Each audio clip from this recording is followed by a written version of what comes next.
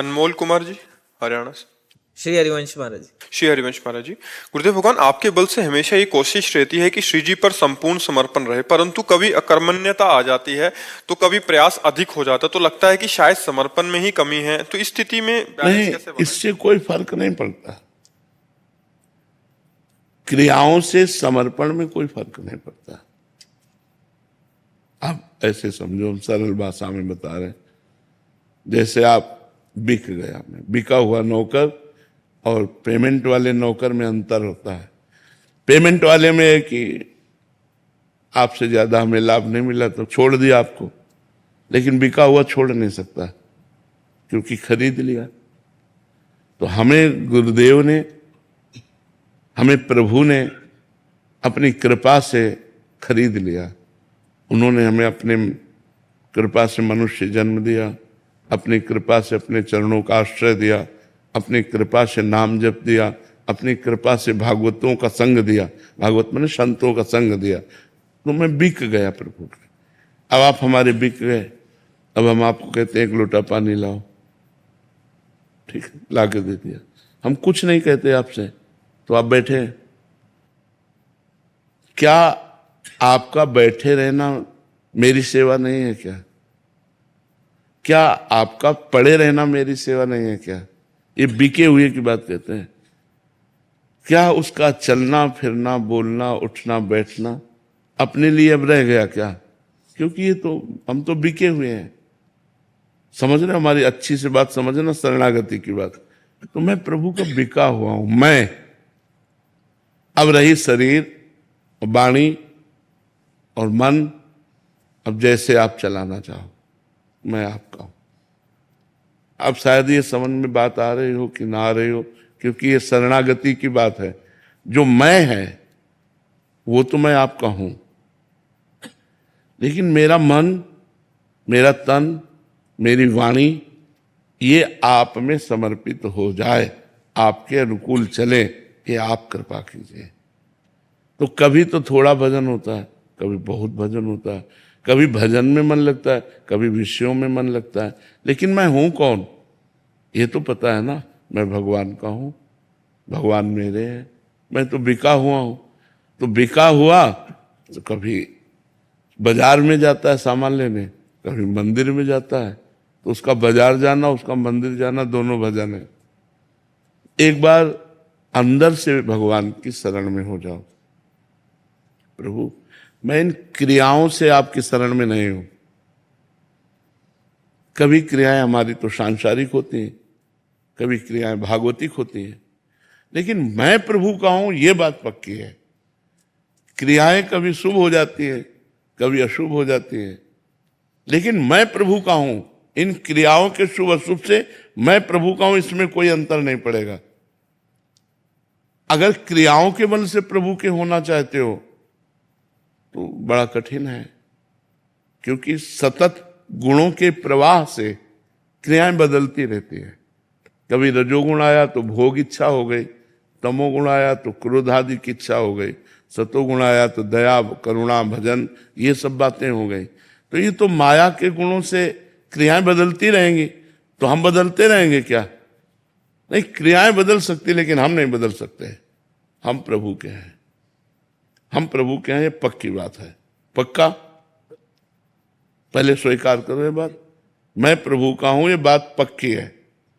हाँ, अब हम क्रियाओं की तरफ दृष्टि डालते हैं कि जितना घसीट पाते हैं उनको प्रभुमय बनाते हैं, और जो नहीं बन पाती है तो हमें ज्यादा परेशान नहीं होना है। हमें प्रभु की तरफ देखना है कि प्रभु आपके बल से ही ऐसा हो सकता है कि मेरा शरीर, मेरी वाणी, मेरा मन, मेरी चेष्टाएं सब आपके अनुकूल हों। इसलिए आप कृपा कीजिए, आप बल दीजिए।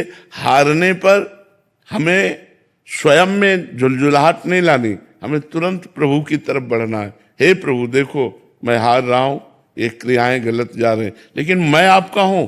गलत जगह खड़ा हूं, लेकिन मैं आपका हूं। देखो, सरल भाषा में समझो। पंडित का लड़का अगर कसाई के द्वार पे खड़ा है या कसाई के घर पे बैठा है, तो अपने को क्या वो कसाई मानता है क्या? क्या मानेगा? पंडित का मानेगा ना। तो मैं पहले स्वीकार कर लिया कि भगवान का हूं, अब गलत हो रहा है मेरे से, पर मैं भगवान का हूं, तो जीत जाओगे, फिर परास्त नहीं होगे। भगवान के बल से हर गलती का सुधार हो जाएगा, क्योंकि उन्हीं के बल से जीता है। मामेव ये प्रपद्यन्ते माया में ताम तरन्ति ते, जो मेरी शरण में आ जाता है वो माया से मुक्त हो जाता है। ये बात अच्छे से समझ लो, क्योंकि बहुत बड़ा हमारा जीवन है और ये जीवन मायामय है। इसमें कभी ना चाहते हुए भी बुरा हो सकता है, तो तुम सोचो कि उस बुराई से हम भगवान से अलग हो गए, तो ऐसा नहीं। ये बात पकड़े रहना, तो माया मुक्त होने के लिए ये बहुत बड़ा, जैसे तूफान आ गया और हमको बहुत बड़ा बोट मिल गया, सहारा मिल गया बोट में बैठने का, तो हम तूफान से पार हो जाएंगे। ऐसे ही हमारे लिए भगवद आश्रय, इसे भगवद आश्रय कहते हैं। मैं भगवान का हूं, मेरे से गलती हो गई, पाप हो गया, मैं भगवान का हूं। सदाचार या दुराचार से इस पे कोई फर्क नहीं पड़ता, मैं भगवान का हूं, क्योंकि मैं भगवान का था और भगवान का हूं और भगवान का रहूंगा। और ये आचरण शुभ और अशुभ है, इनके बनने बिगड़ने से मैं पे कोई फर्क नहीं पड़ता। तो ये बात जब हम स्वीकार कर लेते तो हमें उत्साह आता है, बल आता है कि मैं प्रभु का हूं और इनका ये जो आचरण है इनको सुधारना है। प्रभु के बल से, प्रभु के नाम के बल से, प्रभु के कृपा बल से इनको हमें सुधारना है। तो पूरा जीवन हम सुधारने में ही लगाए, पर मैं भगवान का हूं इस पर कोई फर्क, तो इससे भगवत प्राप्ति होती है। मैं भगवान का हूं, दृढ़ आश्रय अंदर से। तो जो ये सोचता मैं भगवान का हूं वो गलत करना नहीं चाहता, पर दुर्वासनाएं कई जन्मों की होती हैं, वो विवश करके उससे करा देती है, तो वो बार बार पश्चाताप करता है, रोता है, भगवान से प्रार्थना करता है। पर उस समय भी ये होना चाहिए कि मैं प्रभु हूं आपका ही, ये गलती मुझे घसीट कर गलत मार्ग में ले जा रही, पर मैं आपका हूं नाथ, आपकी ही दया से मैं इससे उबर पाऊंगा, आप मुझे बचा लीजिए। जैसे काम वृत्ति ने घसीटा, एक मानो दुष्ट आपको घसीट करके पीट रहा है, अब आप क्या करोगे?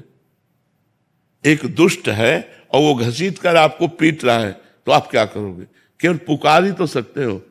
बचाव पक्ष में अपने जो अपने हैं उन्हीं को तो पुकार सकते हो। तो सबसे ज्यादा प्रिय अपने भगवान है, तो हम भगवान को, हे भगवान देखो भगवान काम हमको घसीट कर ले जा रहा है, ऐसे चला जाता है इस मार्ग में, हे भगवान हे दया सिंधु, तो भगवान बचाएंगे। और नहीं बचाएंगे तो कोई ऐसा अनुभव देंगे जो अगली बार से आप निकल जाओगे। मतलब प्रारब्ध बहुत बुरा है तो फिर वो ऐसा संयोग अभिमान नष्ट करने के लिए हो सकता है, फिर आपको रास्ता देंगे भगवान, ये रास्ता है अंदर ऐसे, और अंदर से आप ऐसी जगह पहुंच जाएंगे जहां काम आपको छू नहीं सकता है। इसलिए पहले तो ये दृढ़ करो कि मैं भगवान का हूं, भगवान मेरे हैं, इसमें कोई संशय नहीं। मैं ये किसी क्रिया से नहीं, ये बात किसी क्रिया से नहीं कि ये क्रिया किया तो मैं भगवान का हूं और ये क्रिया गलत हो गई तो मैं भगवान का नहीं हूं, इससे मेरा कोई संबंध नहीं। ये क्रियाएं शरीर और माया जनित गुणों से हो रही। मैं भगवान का था, भगवान का हूं, भगवान का रहूंगा। ये मायाकृत क्रियाएं मुझे भगवान से मिलने में नहीं रोक सकती। मैं भगवान का, ये बल बहुत बड़ा बल है। आप एक बार इसको स्वीकार करके देखें, सब लोग इसको स्वीकार करके देखें कि मैं अच्छा, इसमें कोई संशय है कि मैं भगवान का हूं? ईश्वर अंश जीव अविनाशी चेतन अमल सहज सुख राशि, हम शास्त्र कहता है और भगवान कहते हैं। यार और कोई बोले तो ना बोले, भगवान कहते हैं ममई वांशो जीव लोके जीव भूता सनातना, जीव मेरा अंश है। जब भगवान कहते हैं तू मेरा है, तो यार हमको बोलने में क्या जाता है कि मैं भगवान का हूं। हाँ, जब हमसे गलत कार्य हो जाते हैं तो हमारे अंदर एक अंधेरा छा जाता है और उस अंधेरे में लगता है पता नहीं मुझे भगवान स्वीकार करेंगे कि नहीं। तो उस समय की हम आपको बात बताते हैं, जैसे बालक मल शौच कर दे, लेटरिन कर दे और उसी में सब लपेट ले, तो दुनिया घृणा करेगी लेकिन माँ नहीं करेगी। लेकिन माँ छी नहीं बोलेगी, माँ दौड़ के उसे उठाएगी और उसके मल को साफ करेगी। तो करो सदा तिनके रखवारी जिम बालक राखे महतारी। भगवान कहते जैसे माँ अपने बच्चे से प्यार करती है, ऐसे मैं अपने भक्त से प्यार करता हूं। तो जो हमसे मलिनता बन जाती है, जो हमसे गलती बन जाती है, भगवान माँ की तरह दुलार करके उसको साफ करवा देते हैं, निष्पाप कर देते हैं, उसे महात्मा बना देते हैं। तो इसलिए हमें भगवान से संबंध में दृढ़ता रखनी है कि मैं भगवान का हूं, चाहे कहीं भी खड़ा हूं, इसमें कोई संशय नहीं। तो जीत जाओगे, आप जीत जाओ। नहीं तो माया ऐसे ऐसे आचरण करा देती कि लगता है पता नहीं मुझ जैसे नीच को भगवान स्वीकार करेंगे कि नहीं। लेकिन ऐसा नहीं, जो बात सत्य है वो सत्य है। मैं भगवान का हूं, ये बात सत्य है, इसमें कोई संशय नहीं। और ये क्रियाएं असत्य हैं। आज हमसे गलती हुई है, कल भगवान की कृपा से गलती नष्ट हो जाएगी, लेकिन मैं भगवान का हूं, ये बात पक्की माननी चाहिए।